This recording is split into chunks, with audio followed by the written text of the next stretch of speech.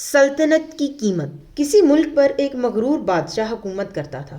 وہ ہیرے جواہرات، شان و شوکت اور اپنے جاہ و جلال کے نشے میں بد مست ہو کر رعایا کی طرف سے بالکل غافل ہو چکا تھا، اور اسے ان کی مشکلات اور پریشانیوں کی کوئی فکر نہیں تھی۔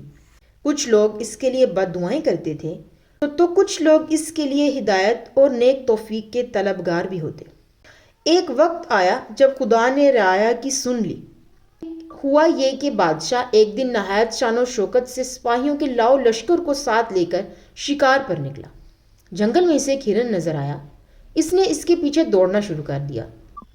ہرن کا تعاقب کرتے ہوئے وہ بہت دور نکل گیا اور راستہ بھٹک گیا۔ وہ اپنے محافظ دستے اور تمام درباریوں سے بچھڑ گیا تھا۔ ادھر انہوں نے بادشاہ کو بہت ڈھونڈا، لیکن گھنے جنگل میں مایوسی کے سوا کچھ ہاتھ نہ آیا، اور یوں بھی رعایا کی طرح بادشاہ کے سپاہی اور درباری سبھی اس کے اکڑ اور غرور سے تنگ آ چکے تھے۔ انہوں نے اپنے فرما روا کی تلاش بند کر دی اور واپس لوٹ گئے۔ بادشاہ سارا وقت راستہ تلاش کرتا رہا، لیکن نہ تو اسے اپنے محل کی طرف جانے کا راستہ ملا اور نہ ہی اس کے درباری۔ اس دوڑ دھوپ میں اسے پیاس لگنے لگی، مگر کہیں بھی پانی نہیں ملا۔ میلوں چلنے کے بعد اسے بہت دور ایک جھونپڑی نظر آئی تو وہ خوشی سے پاگل ہو گیا۔ وہ سرپٹ دوڑا اور جھونپڑی تک جا پہنچا۔ وہاں ایک بزرگ بیٹھے عبادت میں مشغول تھے اور ایک طرف کونے میں پانی کا گھڑا رکھا تھا۔ بادشاہ نے بڑی بے تابی اور خشک زبان کو بمشکل حرکت دے کر بزرگ سے پوچھا، پانی مل جائے گا ایک گلاس؟ ہاں مل جائے گا، مگر ایک شرط پر۔ بزرگ کی پرجلال آواز جھونپڑی میں سنائی دی۔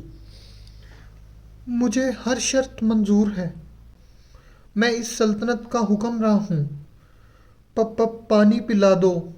بادشاہ نے بے تابی سے کہا، مگر اس موقع پر بھی اس نے اپنی امارت کا احساس دلانا ضروری سمجھا تھا۔ پہلے شرط سن لو، پانی کے گلاس کے بدلے میں تمہاری پوری سلطنت لوں گا۔ بزرگ نے درشتی سے کہا۔ پوری سلطنت ایک گلاس پانی کے بدلے؟ بادشاہ نے حیرت سے پوچھا۔ بزرگ نے کرخت لہجے میں کہا، ہاں منظور ہے تو ٹھیک، ورنہ یہاں سے چلے جاؤ اور مجھے عبادت کرنے دو۔ پیاس کی شدت سے بادشاہ کو اپنا دم نکلتا ہوا محسوس ہو رہا تھا۔ اس نے نڈھال ہو کر کہا، مجھے منظور ہے، اب مجھے پانی دے دیں۔ پانی پی کر بادشاہ کی جان میں جان آئی تو وہ بزرگ سے کہنے لگا، وعدے کے مطابق اب میں بادشاہ نہیں رہا، آپ میری جگہ بادشاہ ہو گئے ہیں۔ آپ میرے ساتھ محل چلیں اور تخت سنبھال کر مجھے وہاں سے رخصت کریں۔ بادشاہ کی بات سن کر بزرگ نے مسکراتے ہوئے اور ایک بے نیازی کے ساتھ کہا، جس سلطنت کی قیمت ایک گلاس پانی ہو، اس کی حقیر بادشاہت لے کر میں کیا کروں گا؟ یہ سن کر بادشاہ بہت شرمندہ ہوا۔